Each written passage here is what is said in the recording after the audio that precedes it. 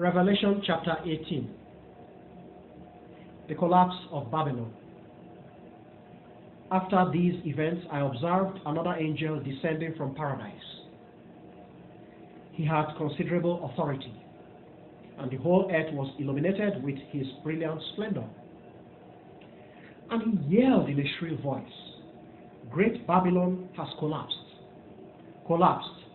and has become a residence for demons, a dungeon for disgusting spirits, and a nest for all sorts of foul and loathsome birds.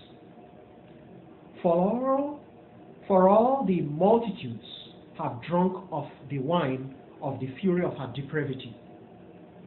The monarchs of the earth have committed heinous sexual offenses with her, and the merchants of the world have become affluent through her boundless craving and greed." I listened, and I heard another voice from paradise declaring, "Come out from her, my people. You must not participate in her offenses. You must not partake in her penalties. For her offenses have reached the heavens, and Almighty God has remembered her evil ways. Give to her just as she has given to you. Repay her double for everything she has done. Fill her chalice with a mixture twice as powerful as the mixture she made for you. Render to her as much affliction and woe as the splendor and glamour she rendered to herself. For she keeps saying to herself, 'Here I am seated, a monarch. I am no widow and will never know sorrow.' And so her plagues, her penalties will suddenly befall her one day: death and sorrow and famine, and she will be consumed with the blazing fire. For mighty is the Lord, Almighty is the Lord God, who judges and condemns her. The monarchs of the earth who committed heinous sexual offenses and lived in affluence and elegance with her will weep and grieve for her when they behold the intense smoke of her burning and doom. They stand at a distance, afraid of sharing in her affliction and doom, and they say, 'Horrible, horrible, woe, woe, woe!'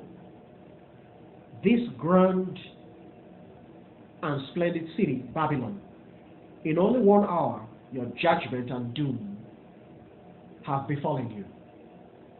The merchants of the world will weep and grieve over her, for nobody purchases their merchandise any longer.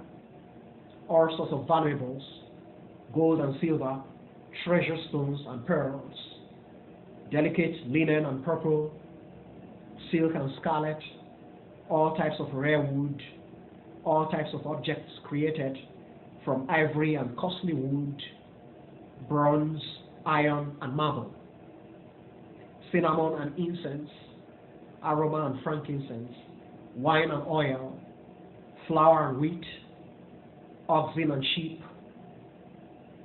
asses, horses and chariots, and bodies and souls of humankind.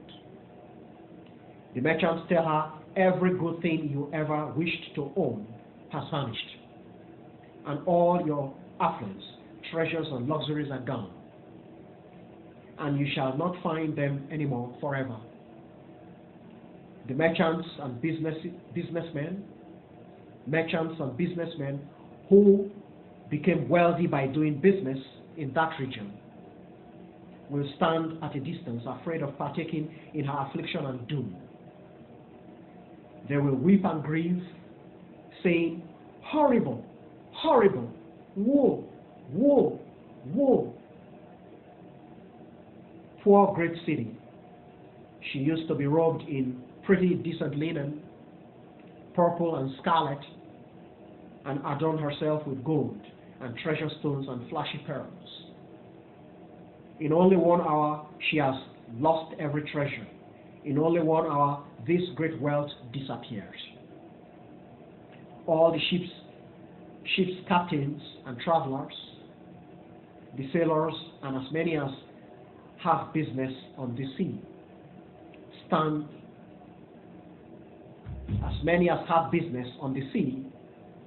stood at a distance and yelled when they observed the intense smoke of her burning and doom, saying, "Has there ever been anything like this great city?" They threw dust on their very heads and yelled, howling and crying, and saying, "Horrible, horrible, woe, woe, woe." Poor great city. She is the city where everybody who has a ship on the sea became wealthy by her affluence. And in barely 1 hour, she is made bleak and empty. Be happy, O paradise, because of her doom. Be happy, O people of Almighty God, and the apostles and envoys, for Almighty God has judged and condemned her for the evils she did to you. And now a mighty angel lifted up a rock resembling a grand millstone and cast it into the ocean, saying, "This is exactly how the great city Babylon will be thrown down with great violence and shall be nowhere to be found." The musical sound of harpists, singers, flutists, and trumpeters will never again be heard in you. No craftsman or businessman in any business will ever again be found in you, and the sound of a millstone shall never again be heard in you. The light of a lamp will never again shine in you, and the voices of bridegrooms and brides will never again be heard in you. Your merchants were the most powerful businessmen in the world, and with your sorcery you beguiled and misled all the nations in the world.